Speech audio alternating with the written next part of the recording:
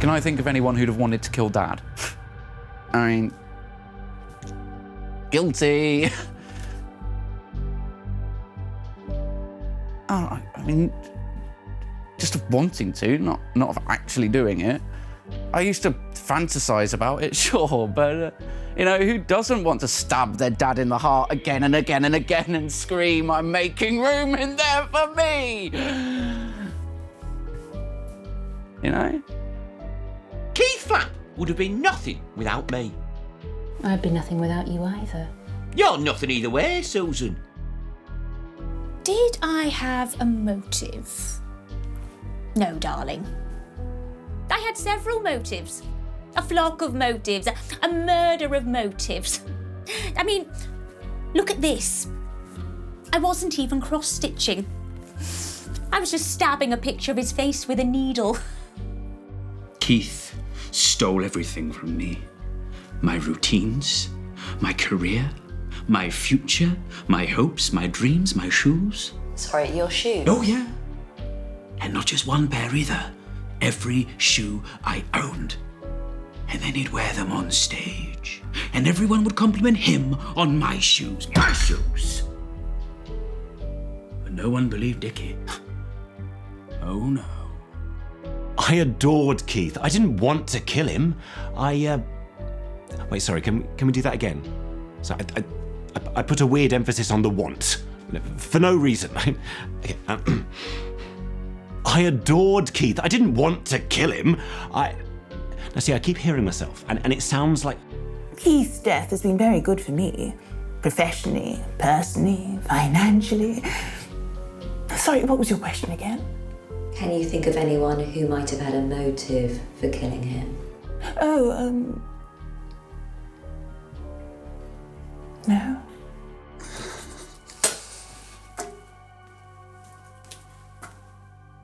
Pardon me, but what is a motive? It's a reason for killing. A reason?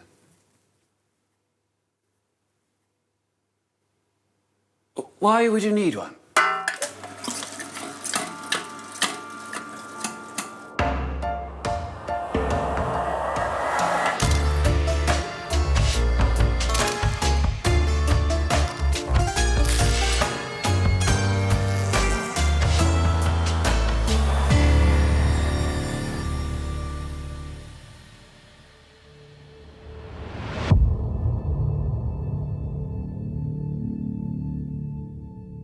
Keith's tragic death only solidified ventriloquism's place in the mainstream. Keith became a pop culture icon, like Kurt Cobain, who was also one of my clients. Did you know that? Now, he was a great ventriloquist. Real shame about his death, too, which I also had nothing to do with. One of the fascinating things about Keith, which I have extensively researched for my unauthorised biography, The Man, His Kin, His Mannequin, is that Keith would never have even become a ventriloquist, if not for a tragic death. And I think that the fact that death both began and ended his career makes the perfect ending to my book. What? Keith put a restraining order out on Darren Wound, which was probably the only career decision he made that I actually agreed with. Ooh! I bet Darren killed him. The funny thing is, Keith never really had any show business aspirations. Or any aspirations. I just started my new job developing rare poison antidotes for, well, whoever needs them. I was sitting at the bus stop, waiting for a clean one to arrive, and then he arrived to install a new ad. I can't remember what the ad was actually about now, but I do remember that we had a debate, because I don't believe that advertising actually works.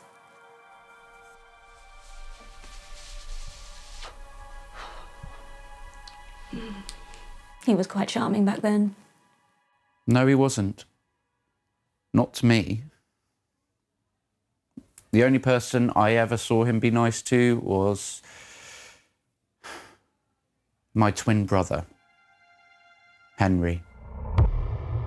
I always used to tell myself, he's not being mean just to you and nice just to Henry. He just can't tell the difference, that's all. Until I went through a phase of trying to make myself look more distinct. But then he got cross with me because, quote, "Why do you want to look less like Henry? He's the good one." But it all got a lot worse. A few years after that, on the day of the fair, our birthday. I didn't even want to go. It wasn't like the type of fairground that my parents used to take me to. Back then, Hook a Duck had actual ducks. And the carousels. Please. Real horses would never behave like that. I mean, Dad was always like super competitive. He always had to bump the most cars, spin the teacup the fastest. He'd even bring his own hammer for whack-a-mole. But his game was the coconut shy. This time he knocked a few off and then insisted that he could do it blindfolded with a shot put. Bam! Right in Henry's coconut. Chunks everywhere. I can still see his face when he took off the blindfold. And he turns to me and he hugs me. And he says, "Oh, thank God it wasn't you, Henry."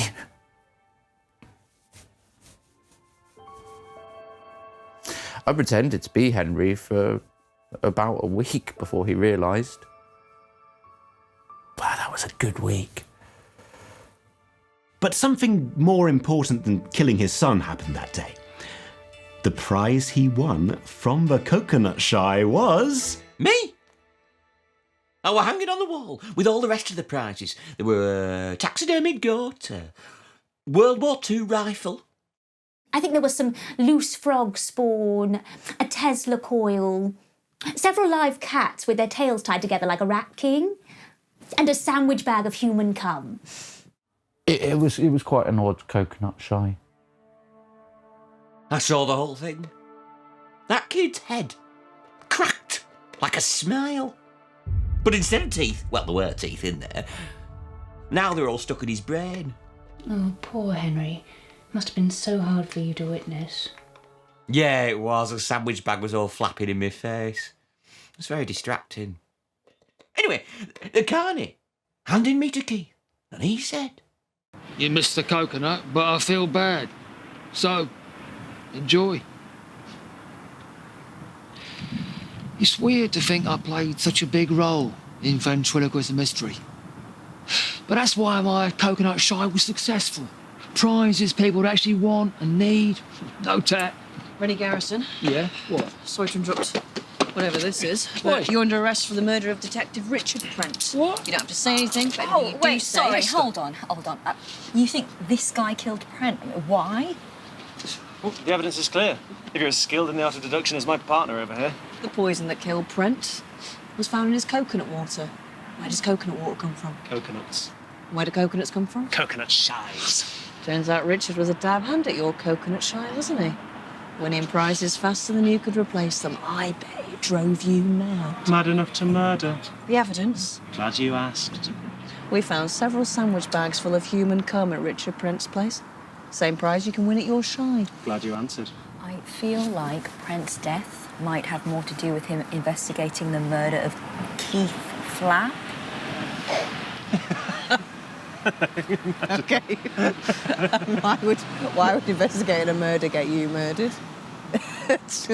Sorry. What was I saying? Oh, yes. Anything you do say may be given in evidence. Then let me say this. I don't work at a shy no more. I sold the business in 2009 for £8 million. I bought this house and a few others like it. And they don't offer the cum bags as prizes nowadays. Too many little sprogs running around. Damn it! So sure. It's okay. Hey, anyone would make this mistake. It's all right. It's okay. Don't beat yourself up. Look at me. Look at me. You're the best we've got. Aren't you? You're the best we've got. Yeah. Who did you say was murdered him out of interest? Sorry, we've got to get on. I'm so sorry about that, Rennie. Let's go back in. Let's have a break, all right? Nice to meet you. So sorry. Congratulations on the Beautiful home.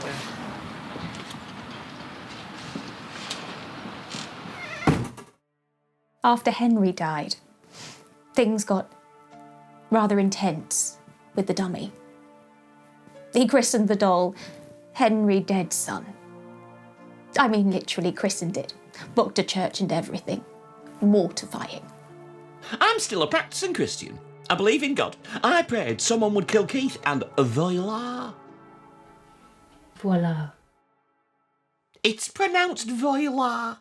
I've been to Italy. You haven't. It's French. Why would they speak French in Italy, you dum-dum? Gotta pray you die next.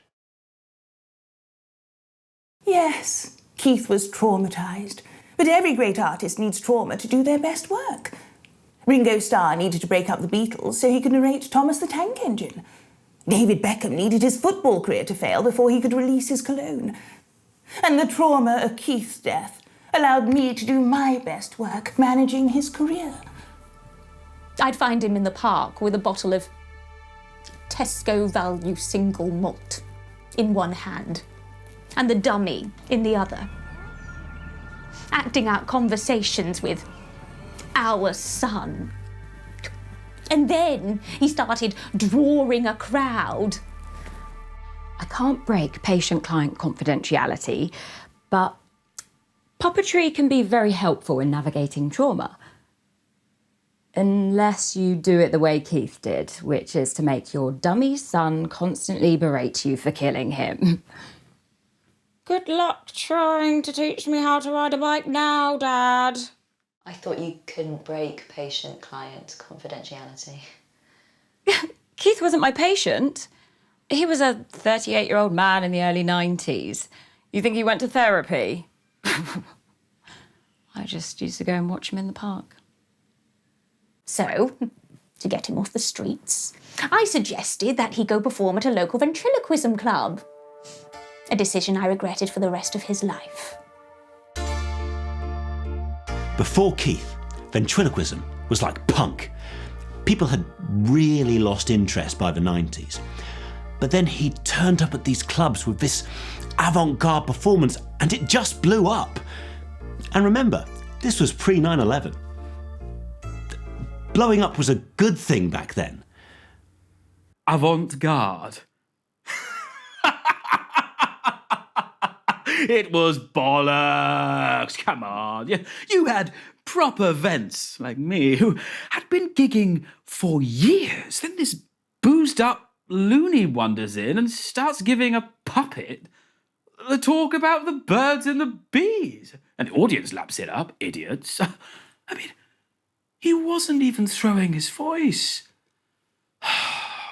Ventriloquism used to have integrity before him. So,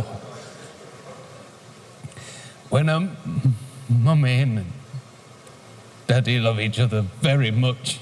Don't worry, Dad. Let me save you the awkward talk. I'll never have sex with anyone. Because I'm dead. Henry. I came up with that line. Oh, those were good times. Me and Keith back then, we were like pancreatic cancer.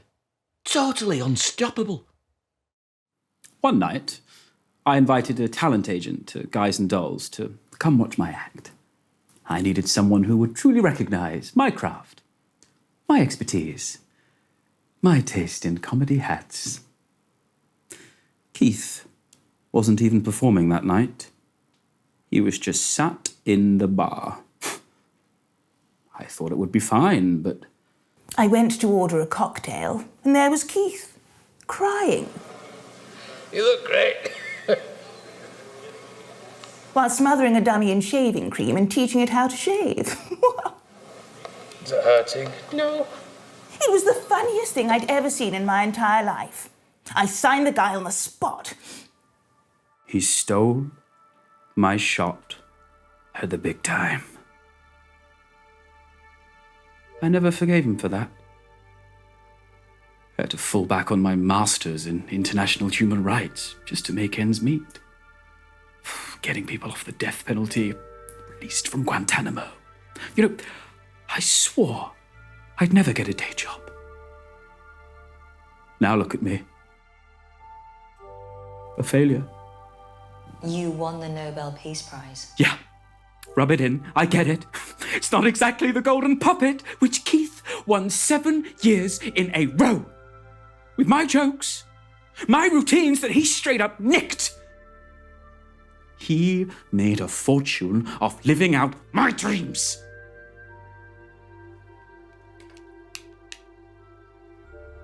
And what have I got? A fortune as well? Yeah, well, the only way I can afford this place is because they're making a film about my life. But guess what? They're cutting the ventriloquism years because there's already a biopic about Keith being made. Even this documentary that you're making, it's not about my ventriloquism. It's about his. No one ever saw my potential. One day when I'm done with all this saving lives crap, I will make people see what I can really do with a dummy. Keith's biopic is going to be huge. I don't want to spoil it, but there's a whole sequence where we show how I made him famous. First, I got him playing bigger clubs. Then, TV appearances. Ah, the glory days. Big breakfast. Question time. Antiques Roadshow. Crime Watch. We were co-presenting a nature documentary with David Attenborough. Yeah, that was huge for us. Then the offer came through for his own show. But they felt Keith's dynamic with Henry was too pathetic for BBC One. So Keith commissioned a custom-made doll designed for mass market appeal. Fungo. Letting go of Henry was a tough choice. But, you know, without it, I never would have met Fungo here, would I? It's true. Me and Keith, we're meant to be together forever. See?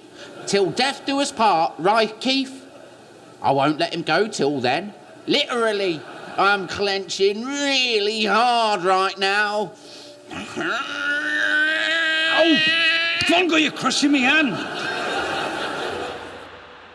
I deconstructed popular dolls of the era to figure out why the little kiddies loved them so. But all of the dollies had nothing to make them truly feel alive. So I mulled it over, and I realised nothing's more alive than ghosts. I carved Fungo from a single block of driftwood, fetched from the sunken depths of the Mary Celeste. His eyebrows, taken from the fur of a monkey's paw, his insides stuffed with Ted Bundy's coffin stuffing, and the paint on his cheeks found deep in the nightmarish labyrinths of IKEA. I didn't like Fungo very much.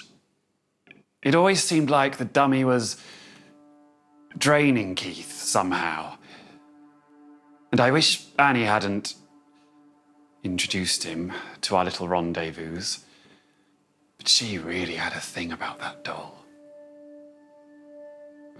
My poor therapist has got a lot on his plate now, I can tell you. Because I pay him with meat.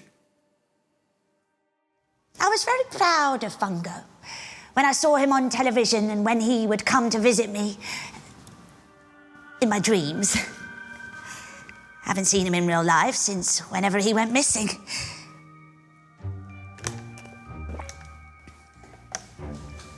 Did you ever watch the television show? You're about the right age, aren't you?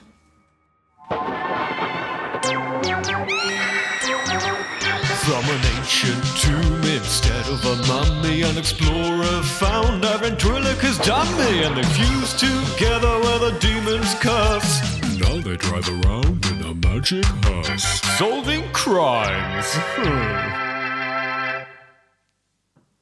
That's another example. Back in the clubs, I had this whole routine where my doll was fused to my hand in an ancient tomb. And Keith stole it, but his version didn't even make sense. My act was a true interrogation of British colonial entitlement.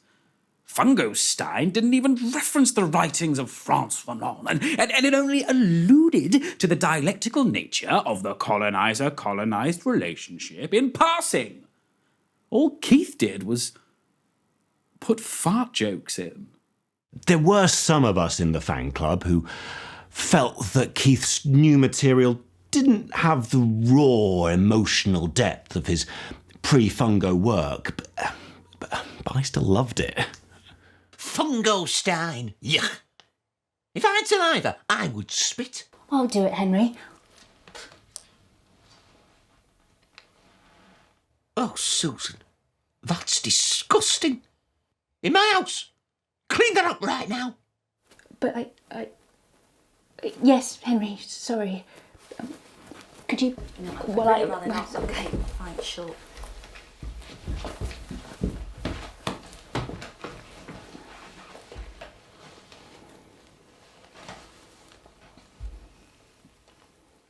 That show was cheaper than supermarket sushi. After everything I did for Keith, after I made him what he was, he threw me under the bus. Specifically the 341. I was the bus driver. Exactly. You see how low I've sunk? Was Fungostein a good show? Well, you can make anything look however you want to in the edit, right? You guys are magicians. And there was a lot of magic in that show. Sorry, mate. Fungo. That dummy was no dummy. He was magnetic. But Keith was frustrating. Barely remembered his lines. No presence. Made me wish he were a puppet, you know? Just a lifeless thing that would do just whatever I wanted. Yeah, I always used to encourage Dad's drinking, personally. I'd always fetch him a fresh bottle of Tesco Value single malt from the cupboard when he got up in the morning. And then by the time he got home, he was always so drunk that he'd let me sit on his lap. Like Henry. It was nice. Until he one night tried to do the shaving Henry routine on me and sliced up my face. Can we ask you more about your relationship with Miss Flapp-Delaney? Annie and I have been married for many years now. I like to think that Keith brought us together, even though he didn't mean to. Keith didn't leave her in the will, you know. Left it all to the doll. And she was... You. You're famished. I mean, I skipped lunch, but how did you... I can always tell. May I feed you? All of you. I've got a couple of calves in the walk-in freezer. They're not dead yet, just very chilly. Yeah, okay, sure. As long as there's enough for the crew. Well, if you're still hungry after you've each had your calf, then I'm sure I can rustle up some more meat. Somewhere. Excuse me.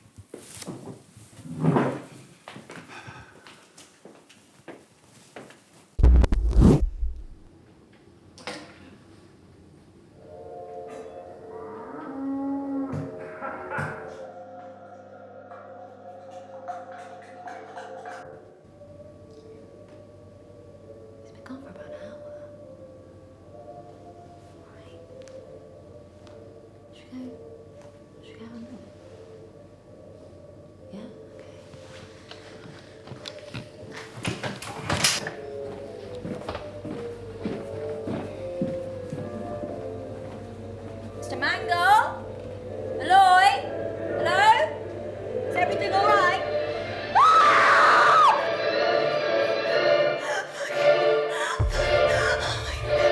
We need to call the police! We need to call the police!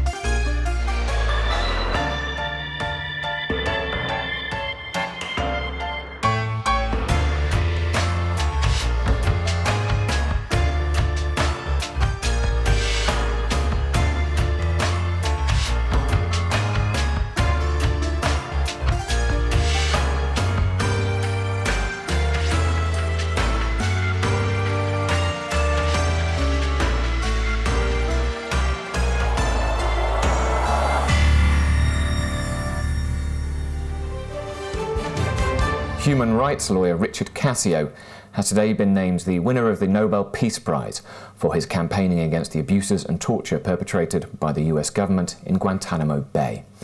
Accepting the award, Mr. Cassio had the following to say.